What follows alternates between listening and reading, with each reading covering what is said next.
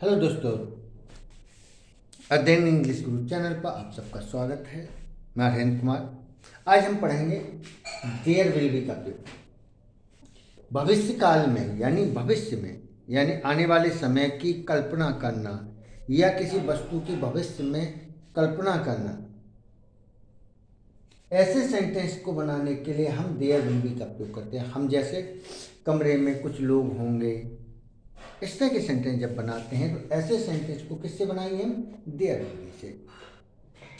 तो भविष्य काल में किसी व्यक्ति या वस्तु की किसी स्थान के अंदर दर्शाने के लिए वाक्य का प्रारंभ देयर विल बी से करते हैं। अगर सिंपल सेंटेंस है तो हम सीक्वेंस क्या होगा? सबसे पहले हम देयर का प्रयोग करेंगे, उसके साथ विल का प्रयोग करेंगे, उसके बाद बी लगाएंगे और उसके बाद ऑब्जेक्ट, फिर प्रपोजिशन, प्लेस, फिर शेष वाक्य। अब मैं एग्जाम्पल देता हूँ कुछ।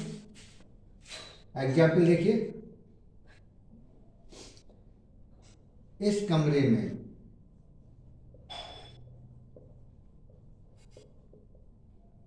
कुछ लोग होंगे। तो यहां गौर से देखिए, इस कमरे में कुछ लोग होंगे यानी एक संभावना व्यक्त की जा रही है कमरे में कुछ लोगों के होने की। तो ऐसे सेंटेंसों की इंग्लिश जब हम बनाते हैं कि कमरे में कुछ लोग होंगे, तो ऐसे सेंटेंसों को एक शुरुआत जो करते हैं देयर विल बी से करते हैं। तो कैसे बनाएंगे हम? देयर विल बी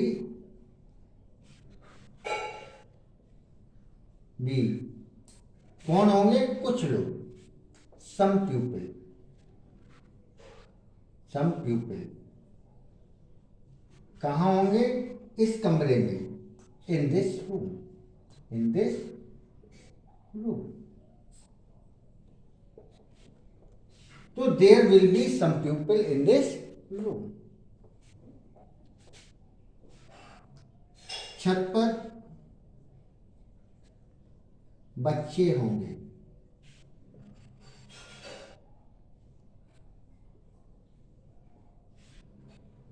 इस सेंटेंस को बनाना हमें छत पर बच्चे होंगे।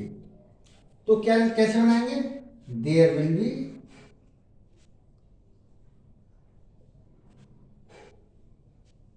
Children on the roof. On the roof. तो there will be children on the roof. छत पर बच्चे होंगे। तो हम बच्चों को कहाँ दिखा रहे हैं? छत के ऊपर। तो ऐसी कंडीशन में हम अगर छत पर बच्चों के होने की संभावना व्यक्त कर रहे हैं तो हम कैसे लगाएंगे? There will be children on the roof. और एग्जाम्पल देखिए,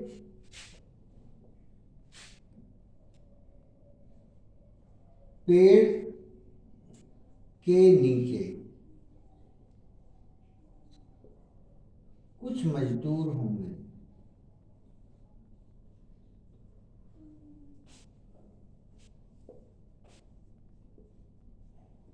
पेड़ के नीचे कुछ मजदूर होंगे। अब इस सेंटेंस की हम इंग्लिश में चेंज करें तो कैसे करेंगे? उसी से, देयर विल बी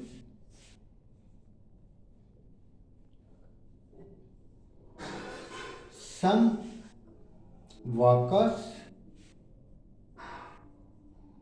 अब नीचे दर्शा रहे हैं तो अंडर,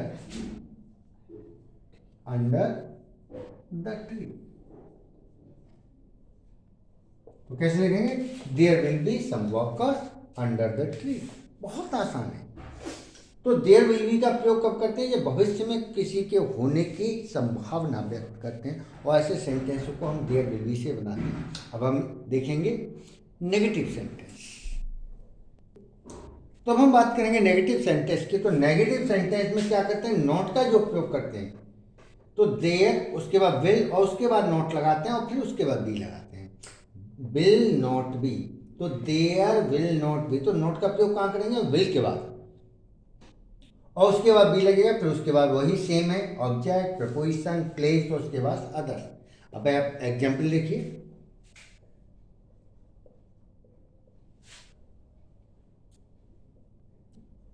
उसके बैग में मेरी किताब होगी।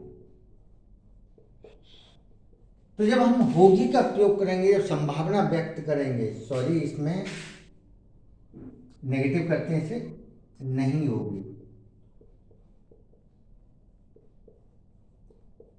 होगी पॉजिटिव हो जाएगा। तो उसके बैग में मेरी किताब नहीं होगी। तो जब हम नहीं शब्द का प्रयोग कर रहे हैं तो अब ये देखना है, इस नॉट को हम कहाँ लगाएंगे, विल के बाद। तो कैसे बनाएंगे इसे, देयर और उसके बाद विल, तो देयर विल और उसके बाद फिर नॉट का प्रयोग करेंगे, नॉट, और फिर उसके बाद बी लगाएंगे, देयर विल नॉट बी, क्या नहीं होगी, मेरी किताब, माई बुक। अब कहाँ नहीं होगी, स्थान की बात कर रहे हैं, उसके बैग में, मैं यानी इन, और उसके बैग यानी हिज बैग हो गया। तो there will not be my book in his bag. तो नॉट का प्रयोग हम विल और बी के बीच में करते हैं, विल नॉट बी। क्लियर।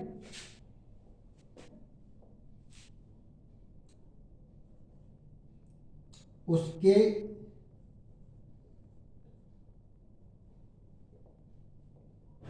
मकान में 4 कमरे होंगे। अब ये एक सेंटेंस, सॉरी फिर नेगेटिव रह गया, नहीं होंगे, नहीं का प्रयोग करते हैं, उसके मकान में 4 कमरे नहीं होंगे।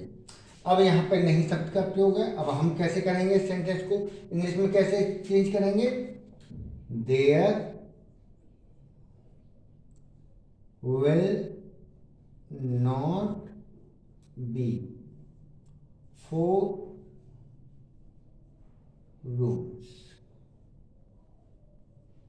in his house। तो there will not be 4 rooms in his house। तो उसके मकान में 4 कमरे नहीं होंगे। और देखिए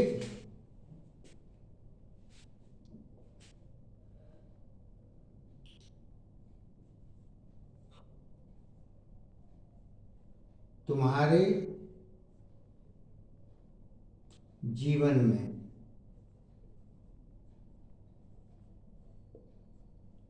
कोई परेशानी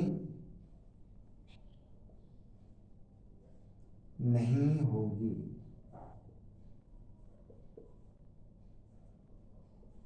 बोलते हैं किसी को, अब तुम्हारे जीवन में कोई परेशानी नहीं होगी, तो कैसे बनाओगे, there will B,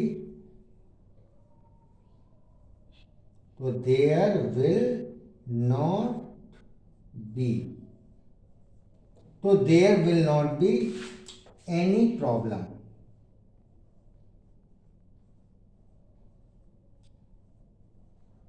in your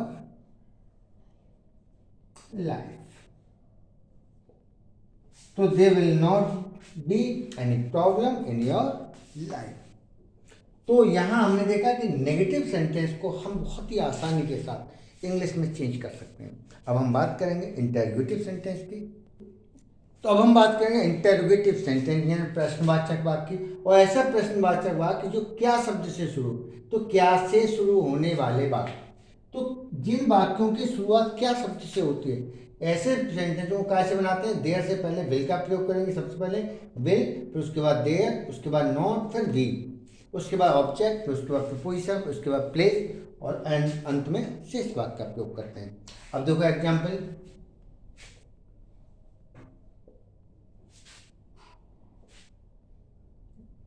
उसकी सॉरी क्या तुम्हारे कमरे में मेरी घड़ी होगी। और यहाँ प्रश्नवाचक है, क्या तुम्हारे कमरे में मेरी घड़ी होगी। अब इस सेंटेंस को हमें इंग्लिश में चेंज करना है, तो इसका ऐसे शुरू हो रहा है क्या से, और जब क्या से शुरू होता है तो हम कैसे शुरू करेंगे, विल से शुरू करेंगे। तो विल देयर बी, अब क्या होगी, ऑब्जेक्ट क्या है यहां पे, मेरी घड़ी, माई वॉच। कैसे लगेंगे, will there be my watch, कहां होगी, तुम्हारे कमरे में, इन योर रूम, और यहां प्रश्नवाचक चिन्ह लगा देंगे। तो will there be my watch in your room. और देखो एग्जाम्पल, क्या इस तालाब में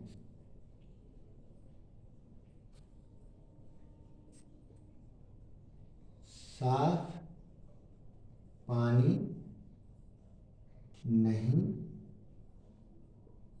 होगा। तो क्या इस तालाब में साफ पानी नहीं होगा। अब इस सेंटेंस को हम चेंज करते हैं, तो किससे हो रहा है, क्या से शुरू। और लेकिन इसमें एक और चीज है, सम्मिलित की हमने नहीं, तो यहां गौर से देखो, देयर के बाद नॉट का प्रयोग होता है बी से पहले। और अगर नॉट नहीं शब्द, इसमें नहीं शब्द नहीं आया तो हमने नहीं नॉट का प्रयोग नहीं किया। लेकिन जब नहीं शब्द का प्रयोग दे रखा हो तो अब हम नॉट का प्रयोग कैसे, किसके बाद करेंगे, देयर के बाद। तो कैसे लगाएंगे, विल देयर नॉट। अब इसके बाद हम बी का प्रयोग करेंगे, विल देयर नॉट बी, क्या नहीं होगा, साफ पानी। तो साफ का मतलब क्लीन, और पानी यानी वाटर, कहां नहीं होगा, इस तालाब में। तो इन दिस, और तालाब को क्या लिखते हैं, पॉन्ड। तो will there not be clean water in this pond. तो यहां क्या से सेंटेंस शुरू हो रहा है, तो और नॉट आ रहा है, तो हम विल से स्टार्ट करेंगे और देयर के बाद नॉट का प्रयोग करेंगे। क्लियर। अब अगला एग्जाम्पल देता हूं,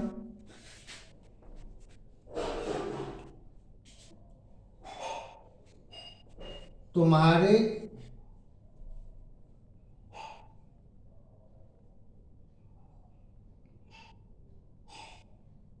मकान में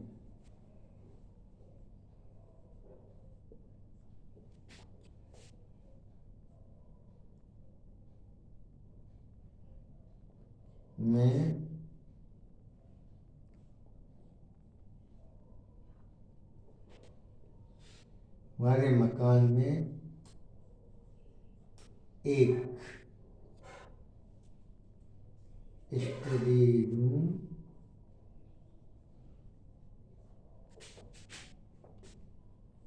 क्यों नहीं होगा। अब ये आता है हमारा सेंटेंस, स्टडी रूम नहीं होगा। तुम्हारे मकान में एक स्टडी रूम क्यों नहीं होगा, और यहां हम क्यों शब्द आ रहा है हमारा। तो सबसे पहले हम क्या लेंगे, इस क्यों शब्द को, वाई विल,